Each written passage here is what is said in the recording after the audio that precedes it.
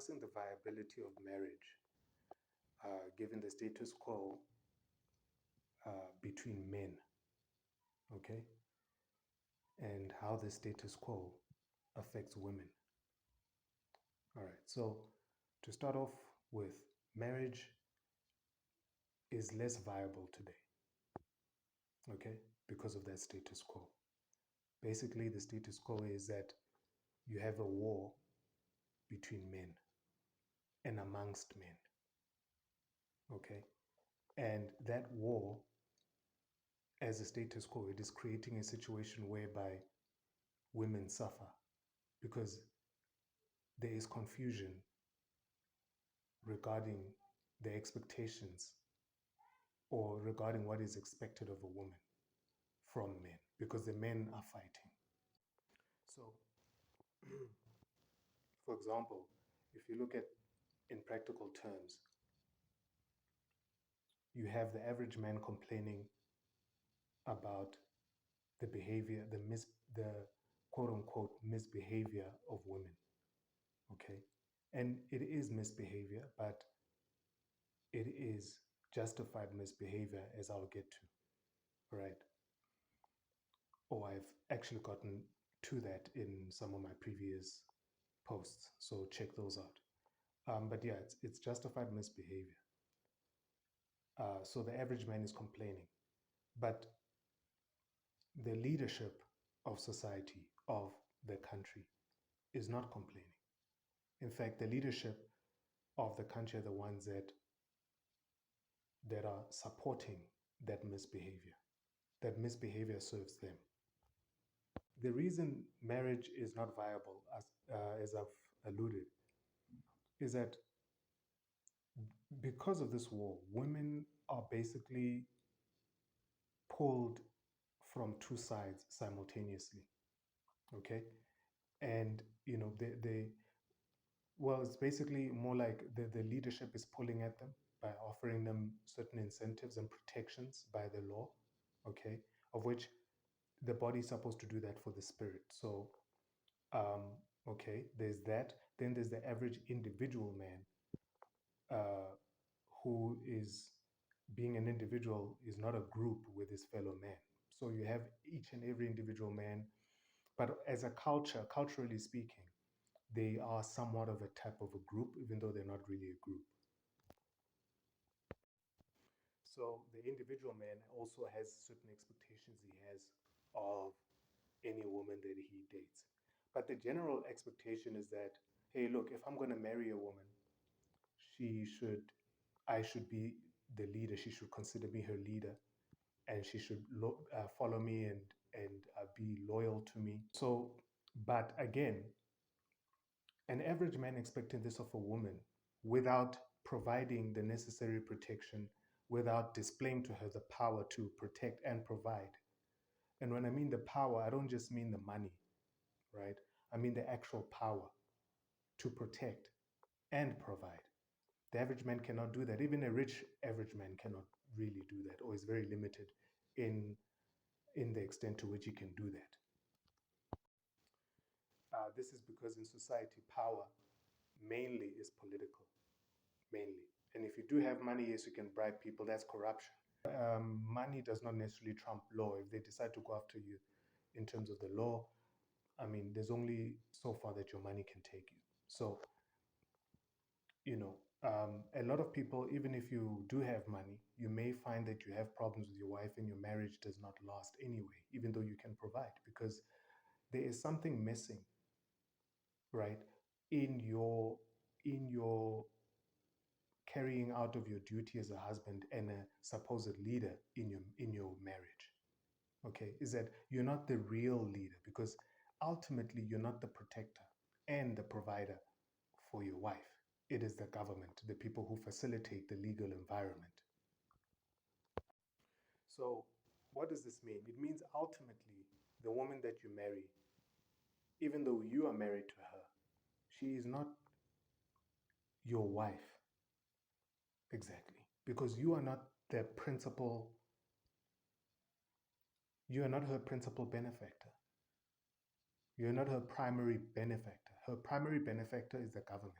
and the government has authority over you as much as it does over her. And in many cases, in most cases, you are not part of the government. Even if you work for the government, you're still not part of the government unless you're way up there in terms of position. Okay, so even if you're a government employee, you're just an average citizen, and you're not part of that small crew that has real power. Okay, that decides the laws and the rules of the country. Those are the people that are your wife's real benefactors, and therefore she is their wife in reality. So for your wife, the problem is that now her mind is divided in two. She's supposed to be loyal to you, but by nature she's supposed to be loyal to her benefactor, who provides to her more than you. Or even if you provide for her, your provision is dependent on the power of a benefactor. Okay, so she is safe because the laws are there, because there's consequences for breaking laws. Yes, you could protect her, but in protecting her, you'd still have to be judged by the people who create the laws, the legal system. So really, um, considering that women have to serve and they have to embody the legal physically enforceable structure of society, the body, right? And you're not necessarily a part of that, right? You protecting her is not necessarily a legal duty. It's not legally identified by the legal system. You're not considered a policeman. You're not necessarily backed up by government to protect your wife. Not necessarily. Not like a police officer is. Police officer is paid by government. Police officer is given equipment to carry out their duty to protect. You're not given those things. You operate within the laws that empower and limit you, like everybody else. So it is very difficult now for your wife to have genuine respect for you when her respect already belongs to the people in power. Now, this is why you find that should push comes to shove, your wife will call the government to sort you out, right? The government is there to protect her because truly she is your government's wife, okay? You are sort of like you're not even a figurehead. You're not even a representative of government because you're not one of the crew. You like a pawn. You like a product. All right. The manufacturer is the government. She doesn't have loyalty to the product. She has loyalty to the brand, to the company, to the manufacturer, and that's the government. Okay. She loves the product. The product, is serving her well. But at the end of the day, if when it gets old, she'll get rid of it and buy a new one. Now, you have to remember that marriage is actually more of an agreement amongst men than it is an agreement between a man and his wife. Okay? Um, because really, once a woman exists within a society, right, that she's chosen to be a part of or she's born into, okay, and that society is properly organized with men being the body and women being the spirit, her behavior, right, her or the degree to which her behavior is correct depends on the stability of the body and the health of the body.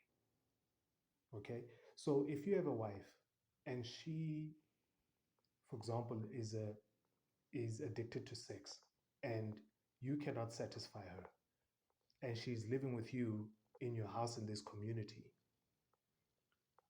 because you and her live within that community and you are part of the body of that community, you and the men in that community have agreed that she's your wife.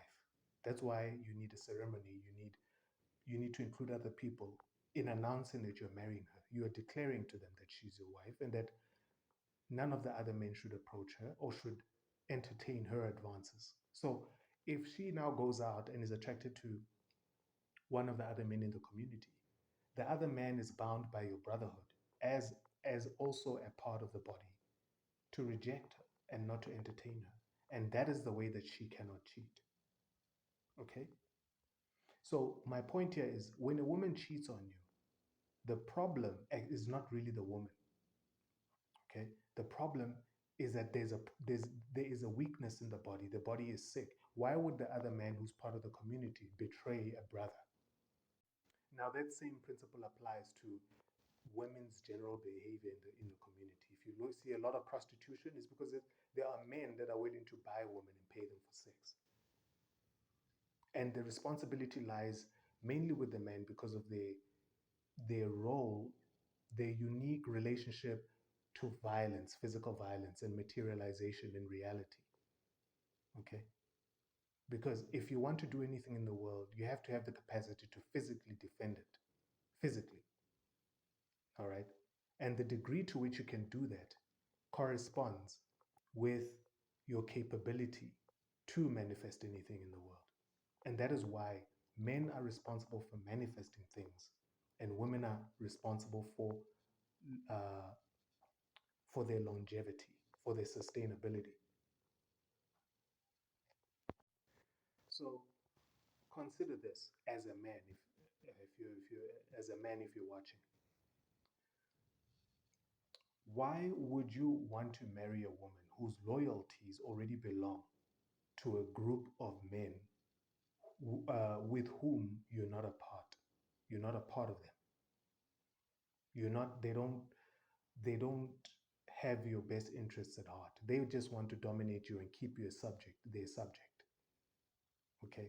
She is loyal to them, and it's not. She's not the problem. The moment you start thinking she's the problem, that you have to correct her, that you have to fix her, you're lost. Okay.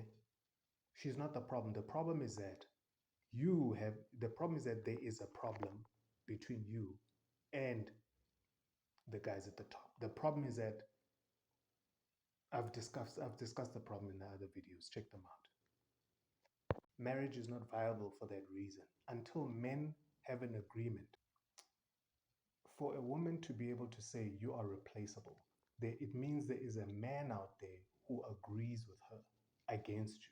So there's a man out there who takes her side, okay, against a man, which means he betrays the man because men are supposed to work collaboratively to provide security and protection for women. That's what they're supposed to do. But as average men, we don't do that for one another. So I will take your wife, or I will sleep with your wife if she shows interest, or if I have an opportunity, whether I know you or not. If she's attractive enough, I will do that, whether we live in the same community or not. This is what most guys would say. I wouldn't say all guys, but most guys. This is why there's such rampant infidelity. It's men taking opportunities they should not take. We're supposed to establish positive relationships and bonds that are legitimized in black and white, legalistically, right? Institutionally, so that we build a strong body and that women can count on. Strong boundaries that that that establish limitations that make for a controlled environment for developing society and community, because that's the whole point. We have to sort of stake out a piece of environment to put under our will to establish the development of community and society. All right, that's what men have to do. So when we don't do that, we create chaos, and this is what you see today: men running around and women running around, and there's no order. People are born out of wedlock, a lot of single mothers, a lot of gone fathers, a lot of dead men, a lot of crime, a lot of rape, a lot of this, a lot of that. It's all just a manifestation of disagreement and lack of collaboration between men.